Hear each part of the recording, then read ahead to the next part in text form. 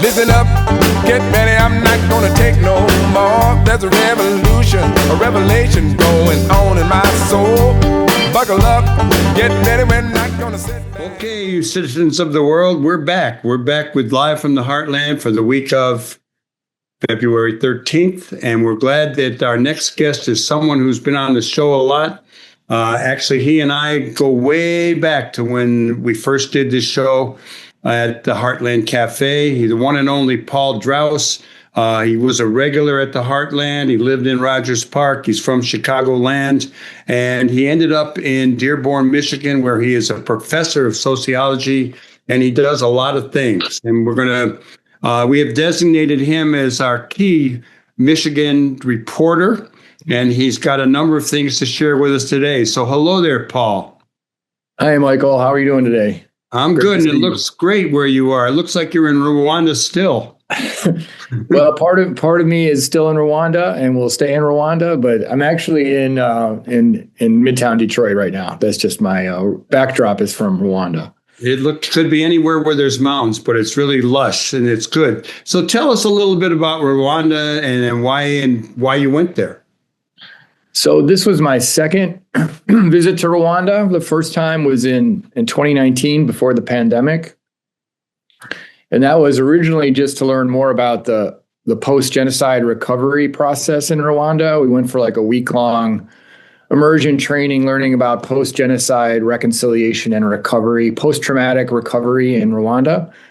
And in that time, I learned a lot about what had happened in Rwanda and everything that the country has done since that time. So, more than 30 years ago, I think the 30th anniversary was in 2024 of the genocide against the Tutsis, which took place in 1994. And I remember, this was when I was working on the Heartland radio show when the genocide in Rwanda was taking place in 1994. I remember, I don't know if it was a topic on the show, but it was certainly something that was in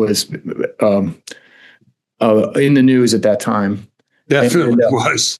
Yeah, and so a lot of people's imagination or picture of Rwanda is really stuck in that time of this horrendous event where almost 1 million people were killed in about 90 days. Many very, very brutally killed with clubs and machetes, kind of up close massacres of men, women, and children, elderly, and everybody of this category of people known as the Tutsis. And but the nation of Rwanda has made a lot of progress since then. I guess we can use that word. Has made a lot of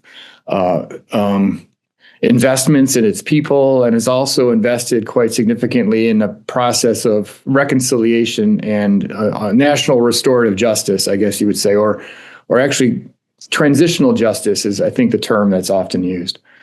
And so we first went there to learn more about that process, but then we met people, we made friends, and we started collaborating and talking, and that continued, over the years through the pandemic and beyond. And so we made a decision to go back because we want to take students there next year, but we also want to build this relationship and this collaboration because, there are a lot of parallels to places like Detroit with its kind of traumatic history, its history of racial and class conflict and division, and places like Rwanda that have been through this type of division and have kind of gotten to the other side of it. And so we thought there are things that we can learn from them, and there are things that we could apply here in our own context. And of course, while we're in Rwanda, which was from January 17th to the 26th, we were watching the news back home and how our own country was in the middle of quite a pitched conflict.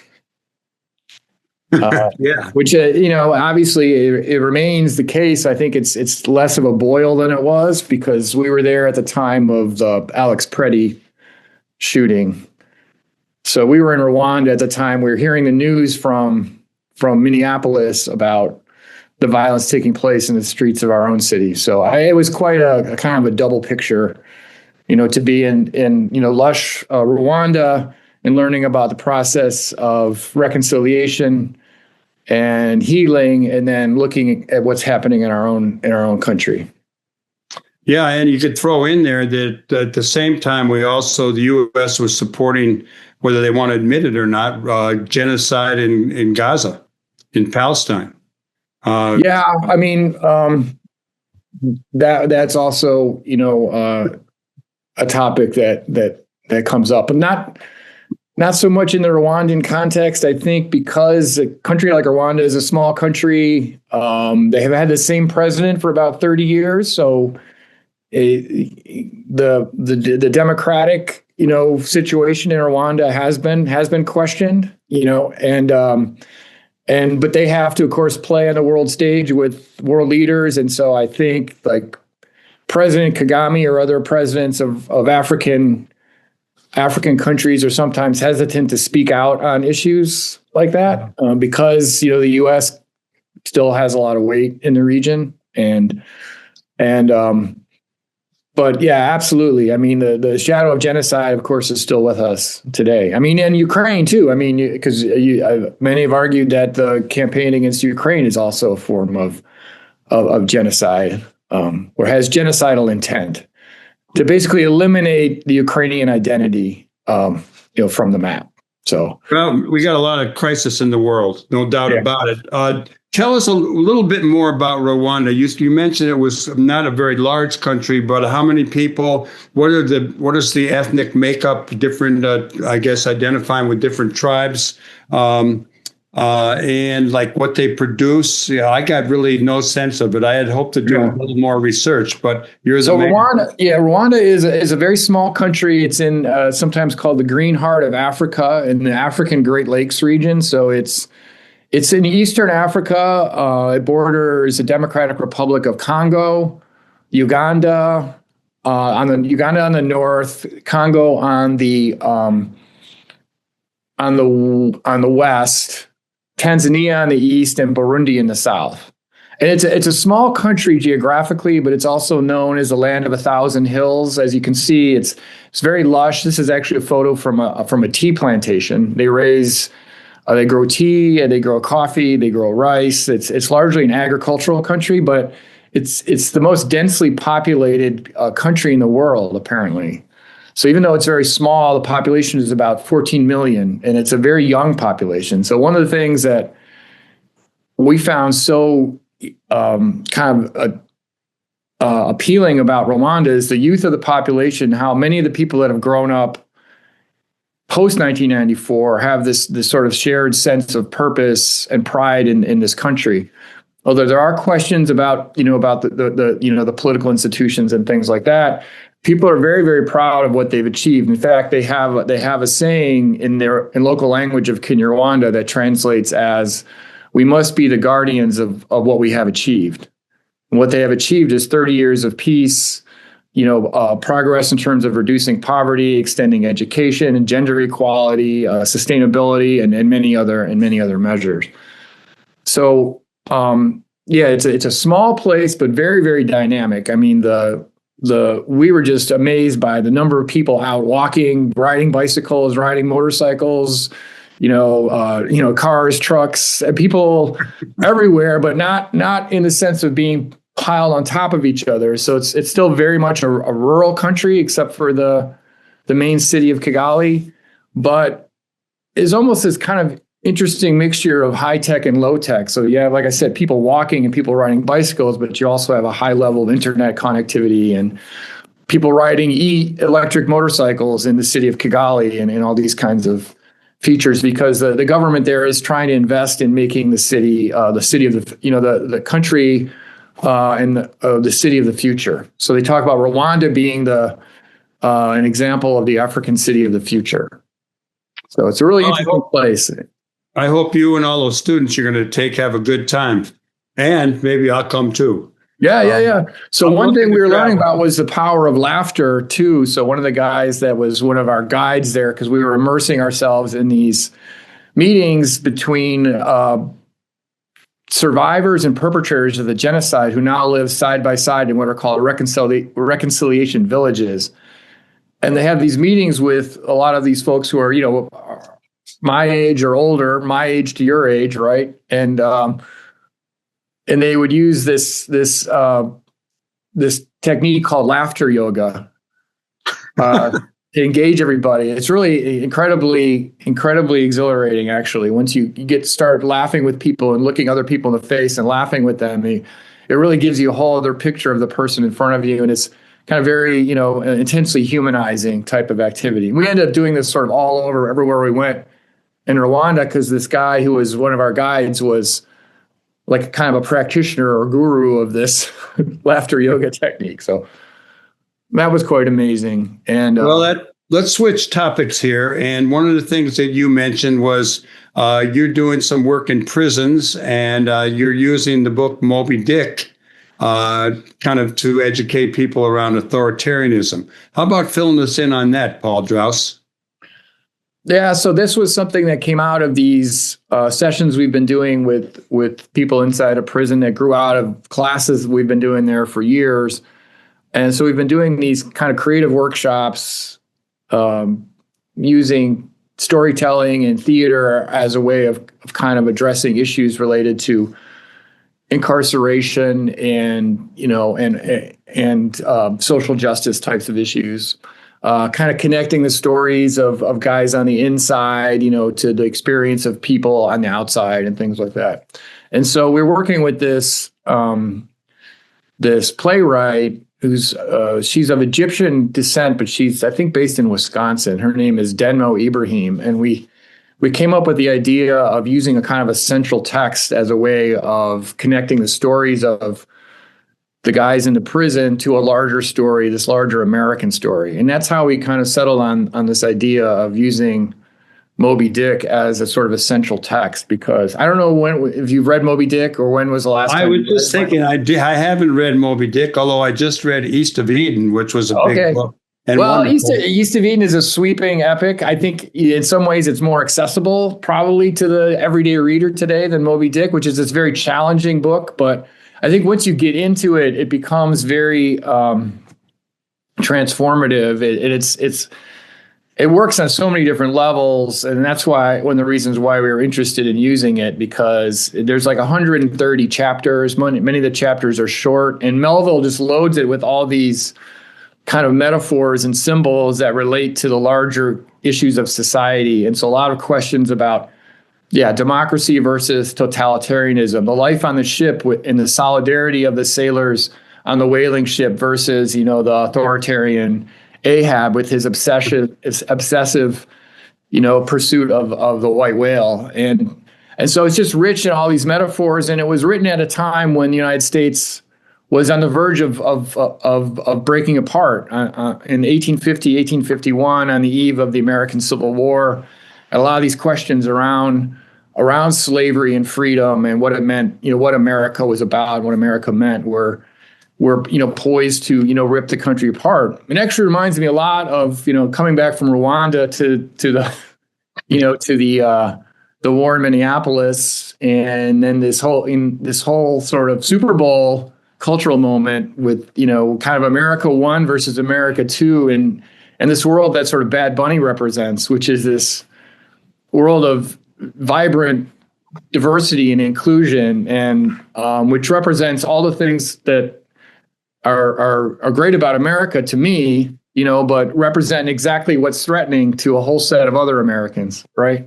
And so this is all of this is in Moby Dick. All these dynamics are in Moby Dick, as well as the narrator Ishmael describes, his best friend and, his bunkmate, who's the harpooner Queequeg, who's from a cannibal island in the South Seas, but who's also the most admirable person he's ever met, And so it's just very, very rich. And so we're just kind of starting to delve into it with these guys in the prison, but we're hoping to do like a production out of it at the end. Well, I got to say, we really liked Bad Bunny at the Super Bowl and what he's doing for America. Mm-hmm. And maybe we should call the big chief guy, the orange-faced guy, maybe we should call him Ahab. Anyhow, let's move along. I woke up yesterday, I think, or a couple of days ago. We're recording a few days before this goes online and airs. But the president of the United States said he was not going to let this new bridge, the Gordie Howe Bridge, between Windsor and Detroit open. And you're up there and you know what's going on. You're a sociologist. You've worked in these neighborhoods up in Detroit. Talk a little bit about the bridge and what the issues are and what do you think's happening. I know you have a lot of background on it. Yeah, well, so the Gordie Howe Bridge is a mega project, a mega project in the true sense of, it's a huge, multi-billion-dollar project spanning two countries it's been many years in the making, many years in the building of the bridge. And they finally connected the two spans of the bridge last year in the fall. They kind of came together. In the article I wrote, I talked about, it's like the two sides came together in a kiss, finally after many, many years of work. And I think for most people here, both on the American side and the Canadian side, because, here in Detroit, we have a very close relationship to Canada. I think a lot of people don't think about that, but we're actually located north of Canada here in Detroit. And it's a very close cultural, social, political, and economic relationship because the auto industry, has facilities on both sides, parts flow over every day. And so we have very, very close bonds, and the bridge kind of represented this sort of collaboration between Michigan and Canada. It's funded by the Canadian government, but the money will be paid back over a period of decades through the tolls collected by the Canadian government. But the bridge is actually owned by both the state of Michigan and the Canadian government. So it's very much a collaborative project. They actually got started under our last Republican governor, who was Rick Snyder, who used to call himself one tough nerd. I don't know if you remember Rick Snyder. He's also the guy who got into the Flint water crisis happened under Snyder. But one of his sort of proud achievements was the signing of the agreement for the Gordie Howe Bridge. And so he actually recently wrote an editorial defending the bridge and saying this is, exactly not the leverage point for Trump to try to get what he wants out of Canada. But there's other factors at work too, because one of the issues in Detroit is that we have had one bridge for many, many years connecting the U.S. and Canada in Detroit. It's called the Ambassador Bridge, and it's a privately owned bridge owned by the Maroon family. Formerly, Matty Maroon was sort of the patriarch of that family. He passed away a few years ago, but now it's his family owns the bridge. And they always wanted to have their own second span, and they wanted to own it. And so when the state of Michigan and the Canadian government, which was adamantly opposed to having two privately owned bridges, at this international crossing, made this deal, the Maroon family was adamantly opposed to it and tried to sue and to slow down the process. It's one of the reasons why it's taken this long. So a part of what's been happening is I think the Maroon family has also been communicating with the current president, Ahab in Washington, and because he's got, he wants to use this as a bludgeon against Mark Carney in Canada too. I think he's trying to use it as a leverage point to have his way with the Canadians. But I don't know that this is going to work. Most people here in Michigan, Republican and Democrat, are big, strong supporters of the bridge. I mean, the big criticism of the bridge here has been the impact that it's having on low-income communities and the sort of the social equity issues related to the environmental impacts and the benefits of the bridge. I mean, who's being impacted and who's benefiting? So that was one of the major issues that I talked about in that article that I wrote, which is a continuing issue here in Detroit. But I think, broadly speaking, in the sort of in the public eye, this is actually a very popular project. And of course, naming it after Gordie Howe, the great Canadian hockey player who played for the Detroit Red Wings, is a sort of unifying cultural figure that kind of connects to both the Canadian and the American sides. So I think Trump, I think this is going to be a dead end for Trump. I think this will be like a a passing issue, but we'll see what happens with it. When was it supposed to actually open? When is it supposed to go into effect? It's supposed to open in the spring. I mean, it was originally supposed to open in the fall. So I did this article for the conversation in the fall in advance of what was supposed to be the official opening of the bridge. But I mean, they had to do more testing and things like that. So they're now planning to open it in the spring of this year. Well, they better get it open because there's a lot of Americans want to go to Canada. Yeah. And spend their money maybe not so much the other way. I mean, I think that's one of the things that Trump was saying is like, why should we open this bridge when they don't want to sell our whiskey or our stuff in Canada? Well, Paul Draus, our Detroit, Michigan, et cetera, reporter guy. We started out talking about massacre in Rwanda, and let's end this with a little discussion of another massacre that happened back in 1932. And that would be the Ford Massacre. And you know a lot about it. Fill us in. Yeah. So in March of 1932, it was the depths of the Great Depression here in Detroit. You know, many, I think more than 25% of people were out of work. You had a march that was organized by, young communists and many others. Of unemployed or underemployed workers, black, white, men, women, all different ages, that marched from the city of Detroit to Dearborn, Michigan, which is where the Ford Rouge plant is located. The Ford Rouge plant being, one of the sort of 9 wonders of the world, and it was, Henry Ford's, amazing technological achievement where they employed tens of thousands of workers and produced, thousands and thousands of vehicles. But during the Great Depression, they had slashed their workforce. And so there was the march was an attempt to confront Henry Ford and to make 14 demands for better treatment and pay of workers. And the workers, about, I think, 3,000 to 5,000 workers met in Detroit, marched along the Rouge River up to Dearborn, and they were met by Ford security led by, his sort of thug in chief, Harry Bennett, and Dearborn police, and they were violence broke out. They used, I think, fire hoses and gas, and then bullets on the marchers. And 5 marchers were killed. 4 were killed that day, and another died. One African American worker died a couple months later of his wounds. So there are 5 workers that died that day, and it became a kind of catalyzing event in the organization of the United Auto Workers, and eventually the unionization of the Rouge plant. In 1937 was the Battle of the Overpass, where Walter Reuther and his brother, I think, confronted Ford's security again, and eventually the Rouge plant was organized. So we commemorate this event every year with an event that we call March On. This year it takes place on the actual day of the Hunger March, which is March 7th of 2026.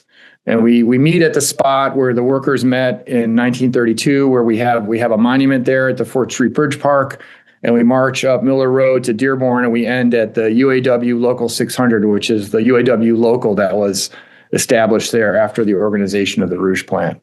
And so the UAW is one of our big partners. A lot of other community partners involved, and some of our local legislators are going to come and say a few words. Rashida Tlaib, who's a representative for Dearborn, Sharif Thanadar, who's the other representative from the other side of the river, and our city council people, and so on. So, and then we have music and celebration and silent auction, and we try and raise some money to support the maintenance of the 4th Street Bridge Park.